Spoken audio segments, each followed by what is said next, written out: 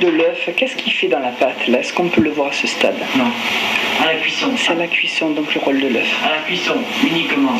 L'œuf, c'est une bonne question. Parce que l'œuf dans une pâte sert à donner le goût et sert toujours pareil. Comme l'eau, l'œuf contient de l'eau, sert à donner de la consistance à la pâte. Une pâte sans œuf, c'est une pâte à pain, par exemple. Comme on font des galettes juives, par exemple. Voilà. Une pâte avec du froment et même pas du sel, du froment et de l'eau. Du froment et de l'eau. Donc là, il y a du sucre, de l'eau, du beurre et de la farine. À partir de là, voilà.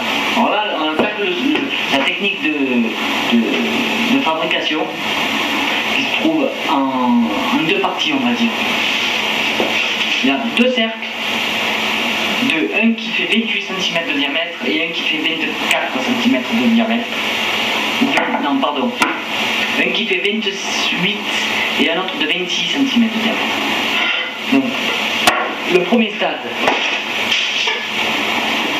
de la fabrication de la tarte du champignon. On découpe un premier cercle.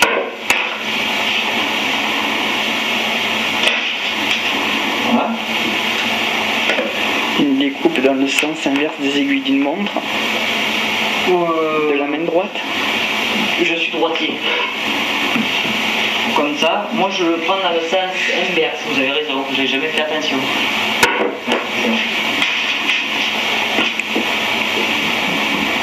Voilà. Donc au niveau de là. Ça c'est ce qu'on appelle le dessous. C'est tout ce qui va être dessous, vous allez comprendre au fur et à mesure pourquoi. Pourquoi c'est le dessous. Qu'est-ce qu'on appelle le dessus et le dessous. Donc là, c'est le dessous. Le dessous, c'est quoi exactement? Pardon, monsieur Arnaud, j'ai pas bien compris, excusez-moi. Le dessous, c'est le dessous de la pâte. Vous allez comprendre après, une fois qu'on va garnir, et que je vais vous faire voir pourquoi c'est le dessous. Ça, c'est ce qu'on appelle le dessous. Et là, je vais faire le dessous est un diamètre de 28 cm. Et le dessus est un diamètre de 26 cm. D'accord. Vous allez voir. Après, avec ce qui reste de la pâte, est-ce que ça porte un nom spécial? Ce que vous avez entre les mains? Oui. Normalement, ça s'appelle des tombées, c'est-à-dire quand j'ai fait mon cercle, ce qui est resté autour, ça s'appelle les tombées ou les débris. On s'en resserre. Par contre, l'avantage de cette pâte, c'est qu'on peut s'en resservir sans arrêt. On peut s'en resservir, ça ne risque absolument rien.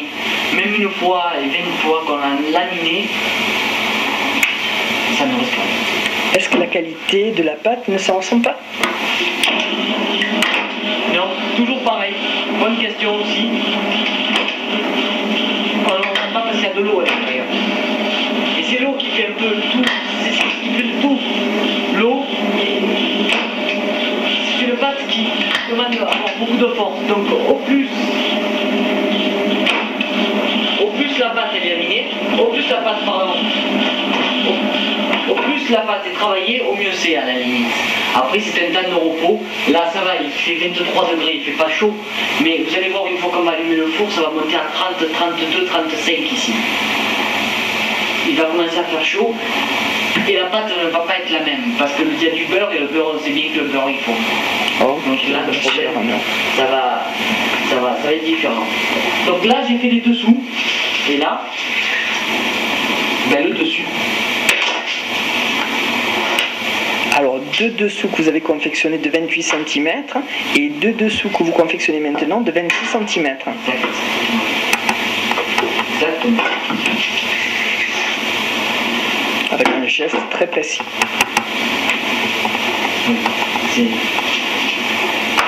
Voilà, donc là, on a les dessous et on a les dessus. Alors, pourquoi le dessous, je vais vous faire voir. Donc maintenant, on prend ce qu'on appelle la garniture. Excusez-moi monsieur Arnaud, vous faites comment couture là, endroit contre endroit pour les pâtes? C'est une... vous avez jamais peut-être remarqué? Non. C'est comme ça. Je fais. Ouais, non. Vous avez toujours encore une bonne question. Quand j'ai laminé, pour qu'au niveau de l'œil ça soit beaucoup plus joli, bon, je mets le dessous. Parce que moi après vous allez voir comment je les confectionne. Je les confectionne comme ça. Donc, un endroit sur un endroit. Ouais. Et donc là, pour préparer la pâte, pour savoir où vous en êtes, vous mettez toujours endroit contre endroit comme un peu en couture. Ouais. Accessoirement, inverse de la couture, hein. C'est plutôt envers contre... non, c'est ça, endroit contre endroit. Parce qu'on pique dessus et on a la couture qui s'ouvre. Vous êtes couturier? J'ai fait un petit peu de couture. J'y comprends rien en couture. Hein. Mais c'est normal, pour que on ait une couture nette. Bon là, j'ai pas, par exemple, une couture nette de deux textiles. On les met donc endroit contre endroit et on pique à l'envers et on n'a pas l'aperçu de la couture, elle est à l'intérieur. Il fallait le savoir. C'est vrai qu'il fallait le savoir. Alors, la garniture, ce qui est... Alors, la garniture, comme on en a parlé tout à l'heure, ce sont des fruits frais. Et au niveau de la garniture, c'est pareil. Au produit artisanal, on ne compare pas si on en met trop, si on n'en met pas assez. Donc là, tout est dans l'œil. L'œil, toujours pareil, un petit peu comme l'eau tout à l'heure. Tout est dans l'œil. Et après, le choix du matériel que chacun connaît. Voilà. Donc avec une louche, vous en prenez à peu près une certaine quantité, voilà, que vous centrez sur la pâte. Voilà. On en arrive là. Sur les dessous là. Les dessous. Les dessous. Et donc les plus grands diamètres de 28 cm. Et on étale. Mais attention, on étale. Voilà. Sans écraser la griotte. Sans trop écraser la griotte, mais en respectant les 2 cm du bord. Après, vous allez voir pourquoi. Voilà. Donc là, on étale. On étale. Voilà. En respectant quand même la garniture. Quand on voit qu'il n'y en a pas assez de façon à ce que quand même on en remette un petit peu. Et là. Bon. Mais on respecte, il faut faire attention, de façon à ce que le bord, il n'y en ait pas. Et on va y venir pourquoi. Parce qu'après, dans la tarte du Chamsor, qui est une tarte qui est recouverte, et là, vous avez étalé la griotte avec le dessous de la louche. Voilà, oui. Là, c'est un étalage sèche, on va dire. Voilà, alors là, maintenant... Mais c'est vrai que déjà, il faut avoir le coup d'œil parce que là, le bord est bien respecté. Ah oui, oui, oui. Non, là, c'est impeccable. Là, il faut éviter d'être... il faut vraiment éviter. Voilà, de façon à ce qu'après, une fois que la confection...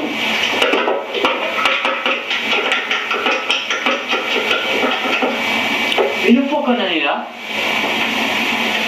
on dort.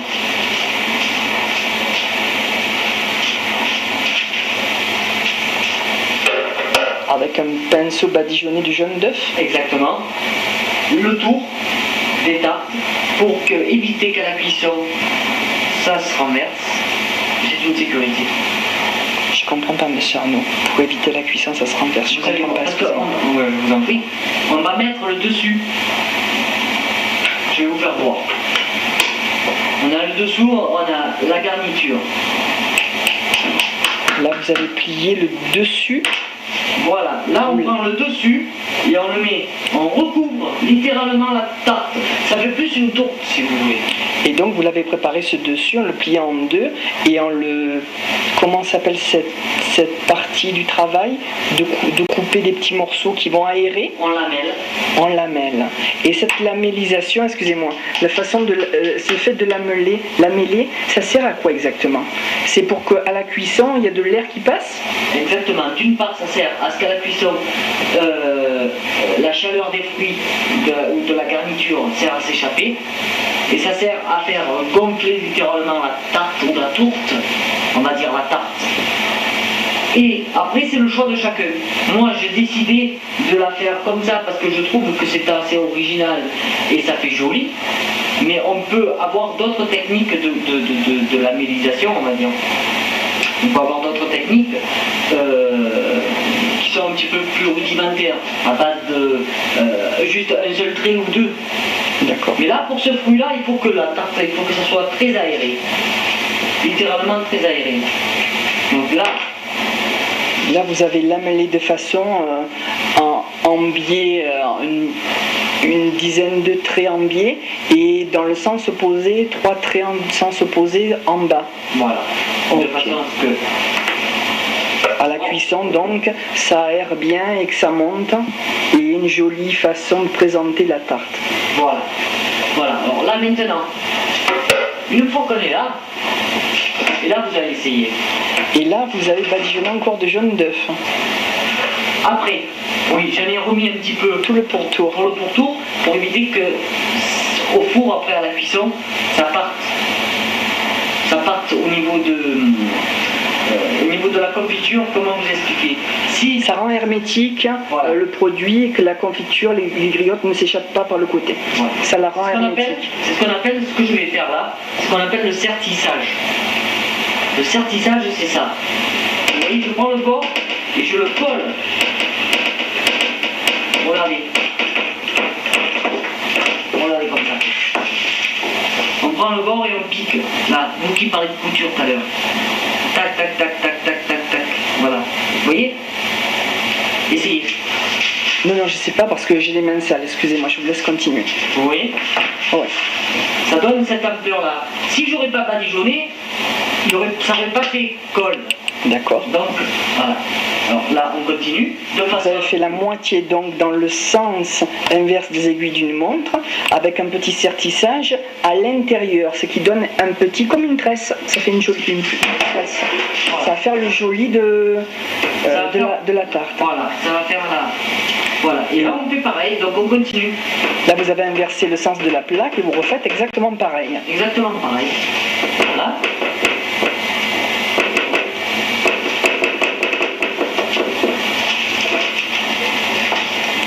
Donc le jaune d'œuf, ça a deux fonctions en fait.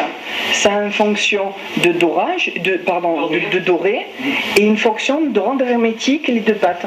Voilà. Voilà. Donc, une fois qu'on est arrivé là, on va dire que la confection de la tarte est terminée. Pour que ça fasse joli à l'œil, on va la dorer. On la dore. Ce qu'on appelle dorer. Vite fait. Pas besoin d'en mettre, de rester trop longtemps là-dessus. C'est inutile. Ça sert à rien. De façon à ce que la tarte soit uniforme. Avec un mouvement de bas vers le haut et un peu en cercle autour pour le... Comment vous appelez cette partie en cercle? Le sertissage. Le sertissage. Ça, on appelle sertir. De la façon comme j'ai fait. Là, on peut dire que la tarte est terminée. Maintenant, pas besoin de laisser reposer. Ça, c'est un gros avantage de la tarte, de cette fabrication de tarte. Il y a des pâtes qu'on laisse reposer au froid. Il y a des pâtes qu'on fait la veille, par exemple. Il faut faire lever l'anneau. Là, plus qu'à allumer le four, excusez-moi, il faut que je mette l'interrupteur en marche là-bas. Mais plus qu'à allumer le four et à la rentrer en cuisson. Voilà, là, on va rentrer dans la partie cuisson. Alors là, monsieur Gandon, excusez-moi. Alors là, monsieur Gilles Arnaud, comment se fait-il qu'on ne laisse pas reposer la pâte? Comment se fait-il que vous ayez choisi cette pâte, ces ingrédients, pour ne pas laisser reposer la pâte? Est-ce que ça apporte quelque chose de différent? Est-ce que ça fait gagner du temps? C'est une question de temps. Sachant qu'en fabrication artisanale, on est obligé d'en faire à peu près une vingtaine par heure. Ça n'en peut pas aller plus vite. Laminage, garnissage, sertissage. Et dorure. À la fin, dorage, on va dire. Pour faire bien. Une fois arrivé là, il faut que ça enchaîne. Là, je vous en ai pu voir que deux. Et là, je Si suppose jamais- il y a tout qui doit être synchronisé et vous êtes là accessoirement ce qu'on appelle être au four et être au moulin. Voilà. Autrement, j'aurais fait beaucoup plus de pâtes. Il m'aurait fallu beaucoup plus d'une heure de fabrication. Quoi qu'au début, c'était... Mais vu mes occupations que j'ai moi après, aujourd'hui, c'est vraiment très spécial pour que je continue la fabrication. Aujourd'hui, si vous voulez, je vous ai fait voir vraiment la technique de base de la fabrication. Et puis après, il y a le coup de main qui est fait pour que ça aille plus vite. Donc c'est une pâte, pour en revenir à la pâte, qui n'a pas besoin de repos, de façon à gagner du temps. Il faut que tout s'enchaîne. Là, normalement, je devrais non seulement être en train de parler, si j'en aurais d'autres à faire, mais je serai en train de laminer et en train de garnir. Et je pense que vous n'avez pas le temps accessoirement de parler. Non, non, c'est pas le coup de parler qui me gêne. C'est pas le coup de parler. Mais il y aurait, oui, un stade de fabrication désynchronisé de façon qu'il y ait un suivi de toute la chaîne. Voilà, voilà. Et là, je pense que chaque seconde est très très précieuse. Quand il en faut fabriquer une certaine quantité, on ne peut pas se permettre d'attendre que la pâte repose. D'accord, j'ai bien compris là. Voilà. 20 tartes par heure, pas de repos de la tarte pour avoir un suivi de la fabrication. Ah oui. Ok, là c'est plus clair dans mon petit esprit. Voilà. Alors, ce four, il faut le préparer, il chauffe, il monte à combien? Alors, le four est un four qui est ce qu'on appelle à air pulsé électrique. 2 ventilateurs. Le temps de chauffe, ce qu'on appelle le temps de chauffe, c'est le départ que j'ai rallumé, un quart d'heure. Un temps de préchauffage en fait? Chauffage. Chauffage, un quart d'heure, 180 degrés. On rentre les tartes à 180. Le four va un petit peu plus monter sur les coups de 200 degrés, 190-200 degrés. Et puis va se stabiliser aux alentours de 180 degrés, cuisson pendant un quart d'heure. Ok, monsieur. Et là, vous allez déjà ressentir la différence au niveau de la senteur. Tout va être là. D'accord. De la senteur et accessoirement de la température de la pièce. Oui, c'est là, il va faire chaud. Il va faire chaud. Ah, combien de degrés là? Là, on est à 23. On va monter à 30, une bonne trentaine. Facile, presque. C'est ça en 15 minutes? 15 minutes, oui. 20 minutes. 20 minutes. On est arrivé à la température. C'est le four, c'est déjà ce qui restait, déjà une odeur du four qui donne une certaine odeur. Exact. Donc là, on est à 210 degrés. On va fermer le four, on en a encore pour un petit quart d'heure, le temps de la cuisson. Et on en a pour 10 minutes et quart d'heure. Ok. Je suppose qu'il y a des dormes de sécurité qui... Oui, je vois un extincteur. Peut-être l'extincteur est flagrant. Est-ce qu'il peut se poser certains problèmes dans un local tel que celui-ci? Et quel genre d'acte à tenir pour éventuellement prévenir et éventuellement intervenir? Les extincteurs sont obligatoires dans tous les locaux dits électriques. Là ici, par exemple, toute l'installation est électrique, agréé EDF, GDF. Donc l'extincteur là est un extincteur à ce qu'on appelle la poudre, qui est obligatoire pour tout ce qui est branchement électrique. Et là-bas, vous en avez un autre qui est 6 kg à eau.